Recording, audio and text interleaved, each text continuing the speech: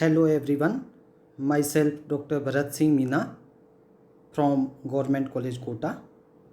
आज हम आवर्ती गुण में इलेक्ट्रॉन बंधुता के बारे में अध्ययन करेंगे। पिछले व्याख्यान में हमने आयनन विभव किसे कहते हैं, उसको प्रभावित करने वाले कारक, आवर्त सारणी में ट्रेंड और रासायनिक व्यवहार के बारे में अध्ययन किया था। मैं एक बार पुनः आयनन विभव के बारे में, उसकी डेफिनेशन के बारे में ब्रीफ करना चाहूँगा कि आयनन विभव क्या था या किसे कहते हैं। आयनन विभव ऊर्जा की वह मात्रा होती है जो किसी उदासीन या विलगित गैसीय परमाणु से इलेक्ट्रॉन बाहर निकालने के लिए आवश्यक है। लेकिन इलेक्ट्रॉन बंधुता आयनन विभव के बिल्कुल विपरीत होती है। इसमें क्या होता है, गैसीय विलगित परमाणु में इलेक्ट्रॉन जोड़ने पर जो ऊर्जा मुक्त होती है वह इलेक्ट्रॉन बंधुता कहलाती है। जिस प्रकार से हमने आयनन विभव के बारे में पढ़ा था कि उदासीन गैसीय परमाणु से एक इलेक्ट्रॉन निकालते हैं तो प्रथम आयनन विभव कहलाता है।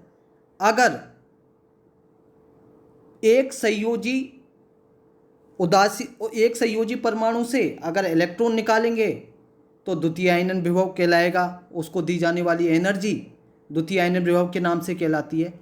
ठीक इसी प्रकार से अगर हम इलेक्ट्रॉन किसी उदासीन गैसीय परमाणु में जोड़ेंगे तो वो प्रथम इलेक्ट्रॉन बंधुता या EA1 मतलब प्रथम इलेक्ट्रॉन एफिनिटी के नाम से जानी जाएगी।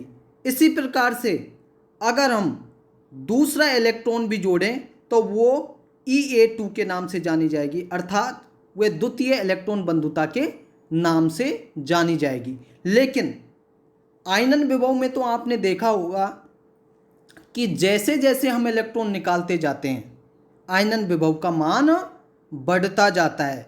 क्यों? क्योंकि निकलने वाला नेक्स्ट इलेक्ट्रॉन एक धनायन से निकलता है और धनायन से इलेक्ट्रॉन निकालने के लिए अधिक मात्रा में ऊर्जा की आवश्यकता पड़ती थी, इसलिए आयनन विभव का मान भी अधिक होता है। लेकिन इलेक्ट्रॉन बंधुता में यह ध्यान रखने की बात है कि प्रथम इलेक्ट्रॉन बंधुता के लिए जब पहला इलेक्ट्रॉन जोड़ते हैं तो उदासीन परमाणु में ऊर्जा मुक्त होती है।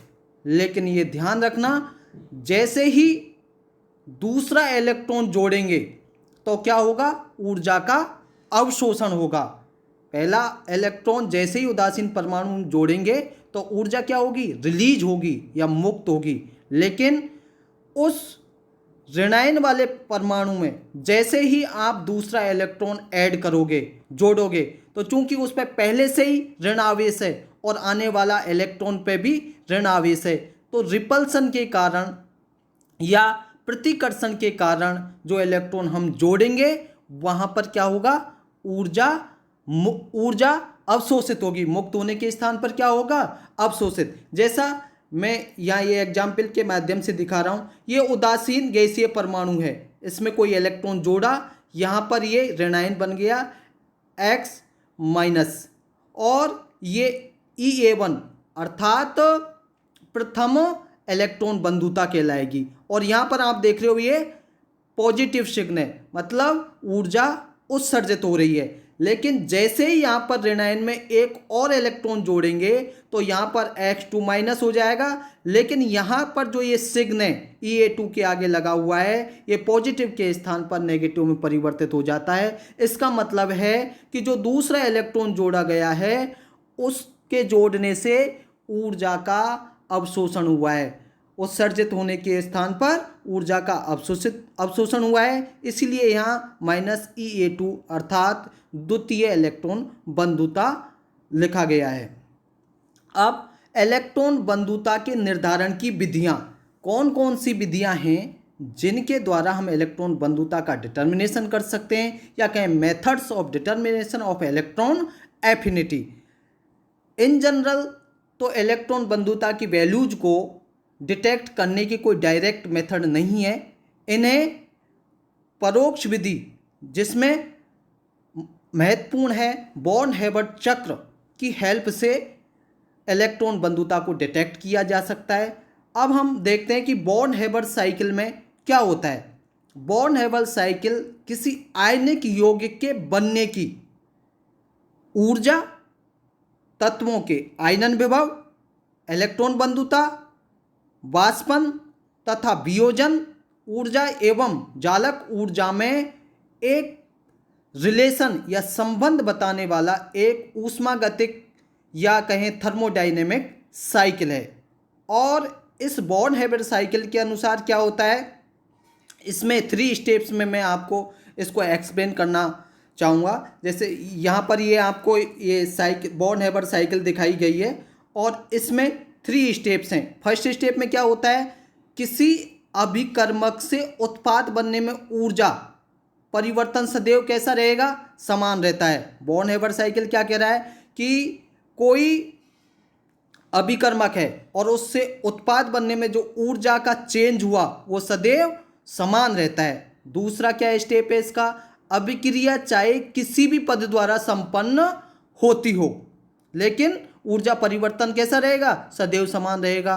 तीसरा है पूरे चक्रीय पथ में कुल मिलाकर ऊर्जा परिवर्तन सदैव क्या रहेगा, शून्य होता है। कौन कौन से 3 स्टेप हुए, पहले कहता है कि रिएक्टेंट से अगर प्रोडक्ट बनेगा तो उसमें ऊर्जा परिवर्तन कैसा, सदैव समान रहेगा। अभिक्रिया चाहे किसी भी पद द्वारा संपन्न हो और पूरे चक्रीय पथ में जो टोटल एनर्जी चेंज होगा वो सदैव कैसा होगा, शून्य होगा। उदाहरण के लिए हम सोडियम क्लोराइड के लिए बॉर्न हेबर्ट साइकिल देखते हैं, जिसमें इसमें क्या हो रहा है, सोडियम क्लोराइड बनने के लिए 2 भिन्न भिन्न पथ हैं। 2 यहाँ पर ये एक पथ तो ये है और दूसरा पथ ये है। यहाँ पर आपको दिखा गया है S प्लस एस दिखाया गया है। प्लस एस का मतलब है सब्लिमेशन एनर्जी या ऊर्ध्वपातन ऊर्जा। आई का मतलब है आयोनाइजेशन एनर्जी या आयनन विभव। यहाँ पर ये प्लस आई का चिन्ह है या यहाँ से जो सोडियम है वो विलगित गैसीय परमाणु है और ये Na प्लस में कन्वर्ट हो गया है। इसका मतलब ये आयनन विभव के द्वारा Na से Na प्लस में कन्वर्ट हो गया है। तो आई क्या है, आयोनाइजेशन एनर्जी। डी है यहाँ पर डिसोसिएशन एनर्जी या वियोजन ऊर्जा। उसके बाद आता है अपना ई क्या है, ई है इलेक्ट्रॉन बंधुता या इलेक्ट्रॉन एफिनिटी। और U0 आपको ये दिखाया गया है U0 जिसे लेटेसी एनर्जी या जालक ऊर्जा के नाम से जानते हैं। और अंत में आपको ये दिखाया गया है क्यू क्या है, हीट ऑफ फॉर्मेशन या अभिक्रिया ऊष्मा। बॉर्न हेबर्ट साइकिल का अगर हम गणितीय समीकरण देखें तो इसमें ये होता है कि -Q ये जो पथ है इसकी जो अभिक्रिया ऊष्मा है वो -Q बराबर किनके होगी, इन दूसरे सारे स्टेप्स के बराबर होगी, जिसमें सब्लिमेशन एनर्जी भी आ जाएगी, आयोनाइजेशन एनर्जी भी आ जाएगी, डिसोसिएशन एनर्जी भी आ जाएगी, इलेक्ट्रॉन एफिनिटी भी आ जाएगी एंड लेटेसी एनर्जी या जालक ऊर्जा भी आ जाएगी। तो -Q इन सब के बराबर हुआ तो हम ये कह सकते हैं कि -Q बराबर S plus I plus D/2 plus bracket में -E प्लस ब्रैकेट में -U0। अगर हम इसको और सॉल्व करें तो हम इस समीकरण को इस प्रकार से भी लिख सकते हैं, S plus I plus D/2 -E minus U0 plus Q बराबर 0। जैसा अभी ये 3 स्टेप्स बताए थे उनमें यही था कि लास्ट में जो परिवर्तन होगा, कुल ऊर्जा परिवर्तन होगा वो सदैव कैसा होगा, शून्य। तो यहां देख रहे हैं कि कुल ऊर्जा परिवर्तन आपको शून्य आता है। इसी प्रकार से अगर हम ई ज्ञात करें तो ई किसके बराबर होगी, S sublimation energy plus I ionisation energy plus D2 dissociation energy minus U0 lattice energy plus Q heat of formation के बराबर आती है। इस प्रकार से हम इलेक्ट्रॉन बंधुता का कैलकुलेशन इस समीकरण के माध्यम से कर सकते हैं। अब बात आती है आवर्त सारणी में ट्रेंड्स। आवर्त सारणी में ट्रेंड्स किस प्रकार से आते हैं या इलेक्ट्रॉन बंधुता का आवर्त सारणी में किस प्रकार से प्रभाव पड़ता है। एक आवर्त में हम आवर्त सारणी के एक आवर्त में अगर लेफ्ट टू राइट जाएं या कहें बाएं से दाएं जाने पर इलेक्ट्रॉन बंधुता के मान बढ़ते हैं। कैसे होते हैं? बढ़ते हैं, लेकिन कुछ अपवाद हैं, जैसे beryllium, magnesium, nitrogen, phosphorus and inert gas या उत्कृष्ट गैस इसके अपवाद हैं। कैसे? एक आवर्त में लेफ्ट टू राइट जाएंगे तो क्या होता है, परमाणु क्रमांक या एटॉमिक नंबर बढ़ने के साथ साथ उनके नाभिकीय आवेश में भी वृद्धि होती है, और परमाणु के नाभिकीय आवेश का मान जितना अधिक होगा आने वाले इलेक्ट्रॉन के प्रति, उसका उतना ही आकर्षण बल अधिक होगा, और उससे क्या होगा, इलेक्ट्रॉन जुड़ने की जो प्रक्रिया होगी उतनी अधिक ऊर्जा मुक्त होगी। क्योंकि आकर्षण बल अधिक है तो इलेक्ट्रॉन उसमें तेजी से जुड़ेगा, आसानी से अट्रैक्शन होगा और ऊर्जा जो रिलीज होगी वो अधिक होगी। तो एक आवर्त में हम ये कह सकते हैं परमाणु क्रमांक बढ़ने के साथ इलेक्ट्रॉन बंधुता के मान में भी वृद्धि होती है। इसी प्रकार से हम बेरिलियम और मैग्नीशियम में देखें तो इनका जो विन्यास होता है, बेरिलियम और मैग्नीशियम, इनका जो आउटर सेल है उसमें क्या है, NH2 विन्यास होता है। अब हम ये देखेंगे कि अगर कोई अगला इलेक्ट्रॉन और जोड़ें, क्योंकि इसका जो बाह्यतम कोश है फुलफिल है, अगर इसमें हम अगला इलेक्ट्रॉन जोड़ें तो वो कौन से ऑर्बिटल में जाएगा, p ऑर्बिटल में जाएगा, और p ऑर्बिटल की ऊर्जा s ऑर्बिटल से अधिक होती है। इससे क्या होगा, इलेक्ट्रॉन जोड़ने के लिए ऊर्जा का अवशोषण होगा। क्या होगा, ऊर्जा का अवशोषण होगा। इसी प्रकार से हम नाइट्रोजन व फास्फोरस के विन्यास भी देखें तो इन दोनों के विन्यास में Np3 है, अर्थात अर्धपूर्ण p कोश होने के कारण इलेक्ट्रॉन बंधुता का मान कम होता है। क्यों कम होता है? क्योंकि इलेक्ट्रॉन के जुड़ने से स्थायी अर्धपूर्ण विन्यास नहीं रहेगा, जिससे उसका स्थायित्व या स्टेबिलिटी डिक्रीज हो जाएगी या घट जाएगी। इसलिए इलेक्ट्रॉन बंधुता का मान नाइट्रोजन और फास्फोरस के लिए कम होता है।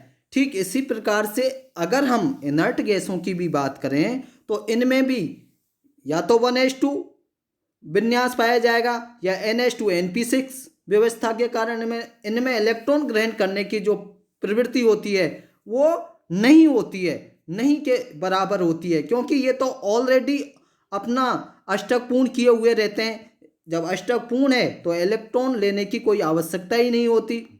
और अगर हम इनमें इलेक्ट्रॉन जोड़ेंगे तो क्या होगा, ऊर्जा उत्सर्जित होने के स्थान पर ऊर्जा का अवशोषण होगा।